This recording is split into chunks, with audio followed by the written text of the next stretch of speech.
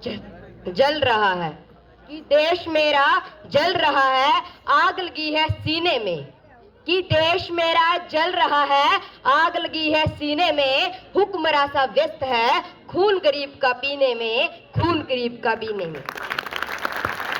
तो राम मंदिर या बाबरी का, तो राम मंदिर या बाबरी का पक्ष नहीं मैं लाया हूं, घायल भारत चीख रहा है, चीख सुनाने आया हूं, चीख सुनाने आया। सभापति महोदय, मुख्य अतिथि, आदरणीय नेक शिलवेक के शिक्षकगण, नवीन भारत के युवा दोस्तों एवं हरियाणा की इस पावन धरा पर इस सभा में उपस्थित प्रत्येक चरण को मेरा सहेतु निबंधन। महोदय, 10 हर्ष से तब गुजरने लगता है जब पुलवामा व छत्तीसगढ़ में शहीद हुए जवानों के शत विशद अचले शरीर रेत के टीलों से ऊपर जाते हैं, ता जम्मू कश्मीर की खून सी सनी लाल रंगी सड़कों के दृश्य सामने आते हैं। अब तो हमारा तिरंगा झंडा भी हमसे ये पूछने लगा है कि क्या बात है भारत, आजकल तू फहराने से ज्यादा दफनाने में क्यों काम आ रहा है। महोदय, एक दर्द तो हद से तब गुजरने लगता है जब एक माँ अपने बेटे के शहीद हो जाने पर कहती है कि साहब आप तो भर्ती में 1 इंच भी कम नहीं लेते, मैं आधा शरीर कैसे ले लूं। महोदय, मैं आपको बता दूं कि ये सब हो जाने के पश्चात भी मेरे भारत देश का युवा कहता है कि सिर्फ यहाँ से तो उग्रवाद और आतंकवाद को ही समाप्त किया जाता है। जब एक शहीद हुए जवान की पत्नी की वेदना चीख चीख कर ये कहती है कि प्यार भी भरपूर गया, मांग का सिंदूर गया, नन्हे ननिहालों की लंगोटियां चली गई, छोटे छोटी बेटियों की चोटियां चली गई, आपके लिए तो आदमी मरा है साहब, लेकिन मेरे घर की तो रोटियां ही चली गई वाले हालात पैदा हो जाने के पश्चात भी एक माँ अपने बेटे को देश की रक्षा करने के लिए भेज देती है और बाद में फिर पत्र लिखती है कि अम्मा ने खत लिखा है बड़े ही चाव से, कि अम्मा ने खत लिखा है बड़े ही चाव से, पुत्र मेरे ना घबरा जाना, 1 इंच भी पीछे ना हट जाना, चाहे इंच इंच घट जाना, चाहे इंच इंच घट जाना। इस तरह पूरा परिवार अपनी देशभक्ति साबित कर रहा होता था।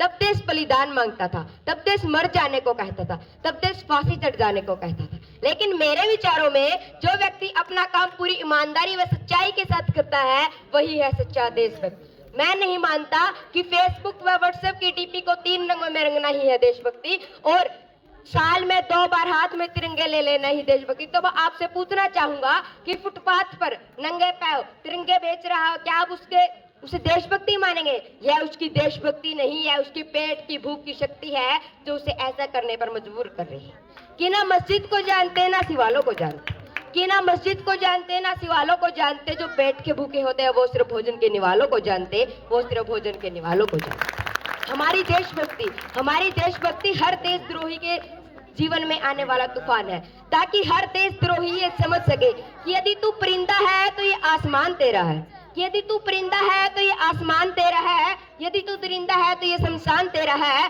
भाईचारे से रहना है तो रह इस जमीन पर, वरना ये कब्र भी तेरी है और कब्रिस्तान तेरा है, वरना ये कब्र भी तेरी है और कब्रिस्तान तेरा है। लेकिन कहाँ जाती है वो देशभक्ति जब मुसीबत में पड़े लोगों से ज्यादा हम अपने लाइक बढ़ाने में लगे रहते हैं। आपको मैं बता दूं कि लड़कियों से बात करते देख, कि लड़कों से बात करते देख, जो भाई हड़काते हैं अपने घर में लड़कियों के किस्से वो भाई हंस हंस कर सुनाते हैं। इसी कारण हम महिला सुरक्षा में चौथे नंबर पर आते हैं।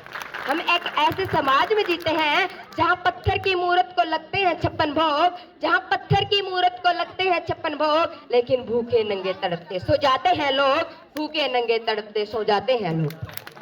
मजदूर को मजदूर समझिए मजबूर नहीं, मजदूर को मजदूर समझिए मजबूर नहीं, गरीब को काम दीजिएगा दान नहीं। यदि इतने ही दान देने की इच्छुक है तो जीते जी रक्तदान दीजिएगा और मरने के बाद अंग दान देकर किसी मरते हुए को जीवन दान दीजिएगा। यही है सच्ची देशभक्ति और यही है सच्चा राष्ट्र प्रेम। कि ना सरकार मेरी है ना रब मेरा है, कि ना सरकार मेरी है ना रब मेरा है, ना बड़ा सा नाम मेरा है, बस इतनी सी बात का गुरूर है मुझ में कि मैं भारत का हूँ और ये भारत मेरा है और ये भारत मेरा है।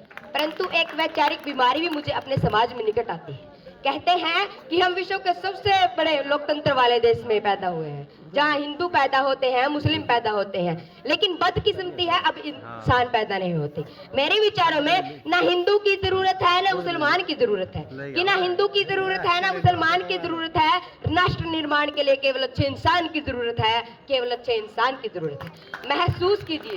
या पता लगाइए कि पेड़ पौधे और शाखाएं भी परेशान हो जाएं यदि परिंदे हिंदू और मुसलमान हो जाएं। अंत में मैं अपनी वाणी को विराम देते हुए बस इतना ही कहना चाहूंगा कि मेरा भारत महान था, महान है और महान रहेगा। होगा हौसला सभी के दिलों में बुलंद, तो एक दिन पाकिस्तान भी जय हिंद कहेगा। अरे पाकिस्तान ही क्यों, सारा जहां जय हिंद कहेगा, क्योंकि सारे जहां से अच्छा हिंदू सता हमारा। हम बुलबुले हैं इसके ये गुलिस्तां हमारा। जय हिंद, जय भारत, धन्यवाद।